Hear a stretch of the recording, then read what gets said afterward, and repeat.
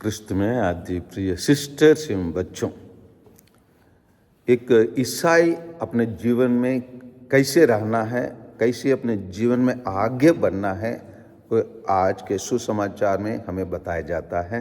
Saint लूकस के सुसमाचार अध्याय 12 में वचन संख्या 35 से 38 तक प्रभु यीशु स्पष्ट कर देते हैं कैसे हम इस धरती में अपने जीवन को बिताना है। प्रत्येक जन को प्रत्येक दिन को हम कैसे बिताना है बताते हैं। तुम्हारे कमर कसी रहे और तुम्हारे दीपक जलते रहे।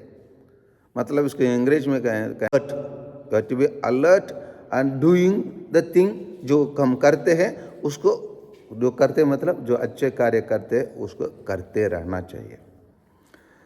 उदाहरण के लिए जैसे हम लोग नोविशेट में जिस प्रकार हम लोग है ना प्रार्थना किए है ना, जिस प्रकार हम गाना सीखे, जिस प्रकार हम बाइबल पढ़े, उसी प्रकार हम नोविशेट के बाद हम प्रतिदिन हमारा जीवन चलता है क्या?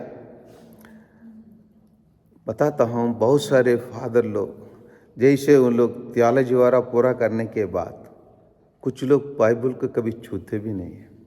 छूते तो मतलब कुछ तैयारी करने के लिए, कुछ देखने के लिए, लेकिन उसमें गहराई से जाने और उसको पढ़ने, उसमें वास्तव में उसमें क्या है।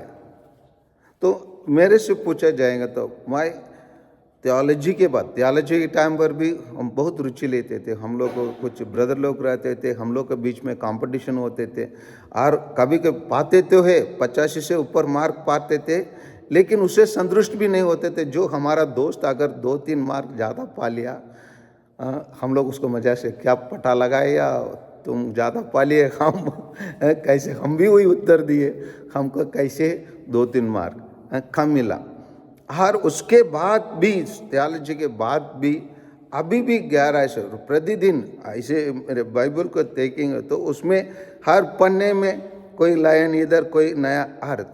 मतलब हम प्रतिदिन ईश्वर को अधिक जानते रहना, प्रभु पे से ईश्वर जुड़े रहना।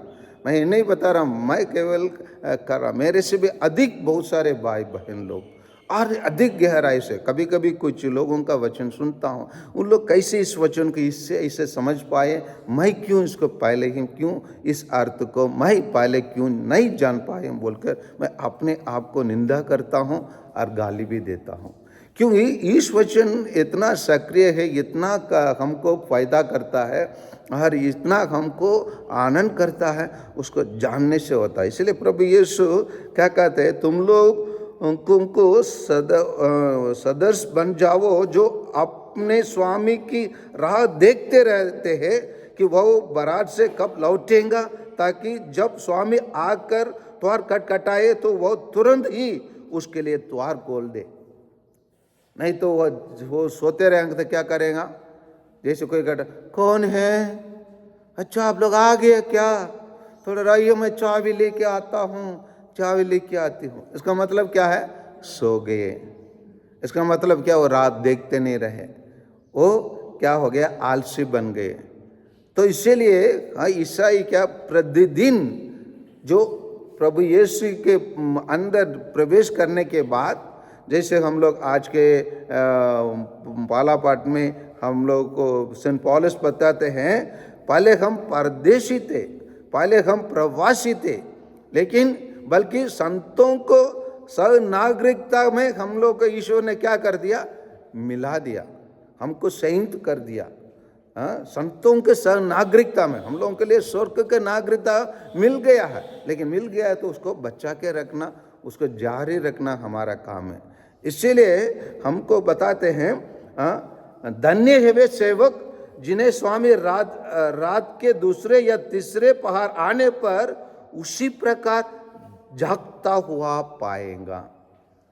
एक ईसाई जीवन ऐसे एवर अलर्ट, हमेशा जागता रहना, एवर क्रिएटिव, हमेशा रचनात्मक रहना, एवर थॉटफुल, हमेशा सोच विचार करते रहना, और एवर कंपैशनेट, हमेशा दया का कार्य करते रहना है।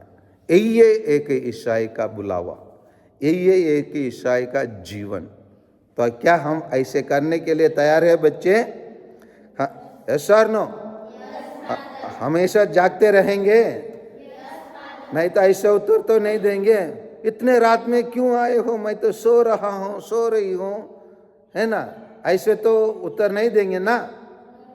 नो। इसीलिए आइए हम जागते रहें और प्रभु यीशु हमको वही सेवक के रूप में देख पाए कि जो हमेशा जागते रहता है और प्रार्थना करते रहता है और उसका कमर कसी रहे और उनका दीपक चलते हुए व्यक्ति के रूप में प्रभु यीशु हमें पाए। आमीन।